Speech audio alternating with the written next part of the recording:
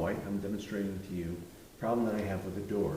The foundation of my house probably cracked a little bit, and it made the door stick halfway out.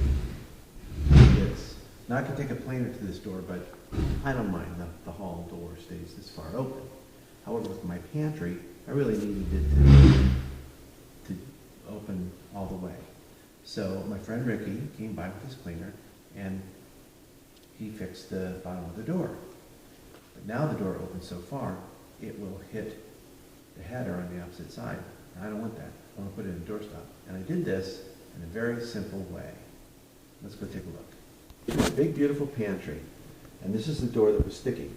My friend Ricky took his planer, electric planer, which was very, very simple to use, and did it in a flash. And we got it so it no longer sticks. But the problem is, the header opened. Yeah, except for I just pushed it so far that it snapped, and I'm going to have to replace it.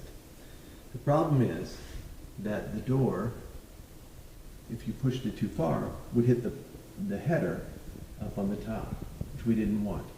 So I just fixed it and broke it. Come take a look at what I did. There's this device online, a little plastic piece that you place between the hinges, and it keeps it from opening too far. They want $1.60 for a set of two hinges like this, hinge stops. Problem is they want me to buy 10 of them, and I don't want to pay $8 for it. So I took this old piece of plastic notebook that my kids had left over and not using, and I cut it in the same shape as the thing from the internet. And the way that this works is it fits on the hinge like this, actually like this. You loosen these two screws, these three screws, and you kind of slip it in and bring it down. And then you take this thing over and you loosen these two screws and take this one out, and you slip this one in on the side. And here's an example of it in work when it's working, and if you try to open it too much, it just catches. And what I just discovered is, if you really try to force it open, which you can do, it breaks. So I'm going to have to use a stiffer piece of plastic and cut it out for there. But it worked pretty well, and now I know how to do it. Just got this little thing here, and it was fun to do.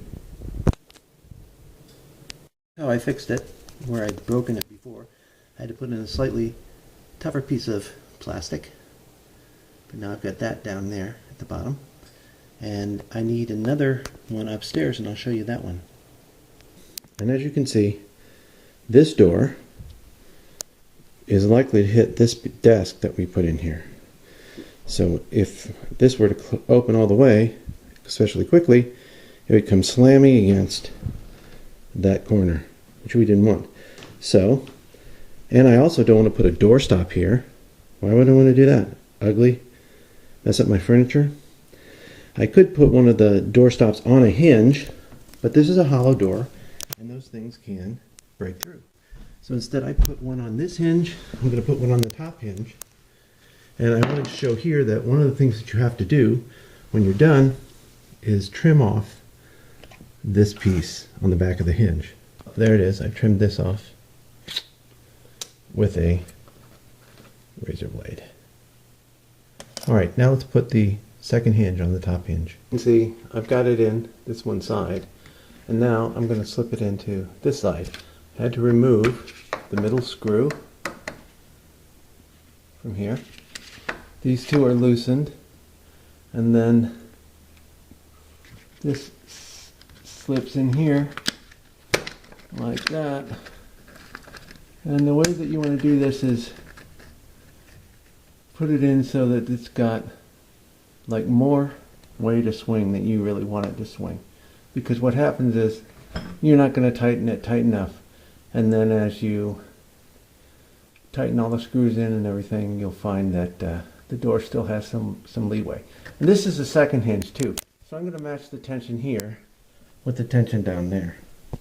We'll see what it looks like. Another thing that I forgot to mention is there's this hole here. That's so that you can get the screwdriver in order to tighten this after you've slipped everything in.